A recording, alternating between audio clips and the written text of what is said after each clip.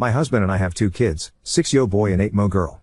He told me for 2 weeks leading up to Mother's Day that he had an entire weekend planned for me. This is not normal, but there's been years in the past where I did complain and feel hurt because he didn't really do much of anything for me on Mother's Day, but I always went all out for him on Father's Day and I just felt unappreciated. So I'm thinking that he finally understood where I was coming from and was going to make it special for me this year. I quite literally only asked for a massage and he repeatedly said that he couldn't just give me a massage because it wasn't enough. So at this point I'm truly thinking this man went all out. Anyways, Friday rolls around and a bunch of people start showing up. He invited a good 10 to 15 people over. I think I knew 2 people. He called it the Mother's Day bonfire. We had a fire alright, but I was the one who chased the kids around all evening, my 6-yo, while holding the baby, and some other person's 2 kids because they weren't watching them, and quite literally no one spoke to me.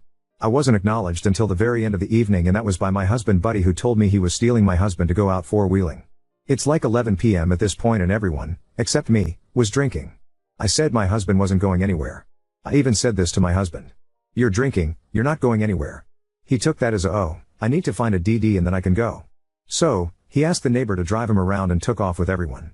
I'm extremely hurt at this point because this was my promised weekend and I got stuck with other people's kids, wasn't spoken to at all, had a mess to clean up, and now my husband is taking off.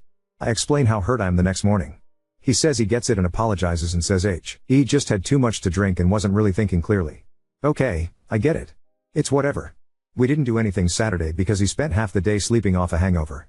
Well, yesterday rolls around and his boss calls him at 6 a.m. and asks him to come into work because they are short-staffed, and he said yes. So I expressed hurt and said, but it's Mother's Day. And he says, I know, I'm sorry, I just don't want to pass up the opportunity for more hours. Which, I get that too. So, whatever. He gets home at 5 p.m. and starts getting the kids dressed and ushered toward the door, so I'm thinking we are finally going to celebrate. We end up going on a walk. I love walking, but 5 minutes in and he's complaining and has us turn around because of the black flies. They weren't even bad. So again, I'm disappointed.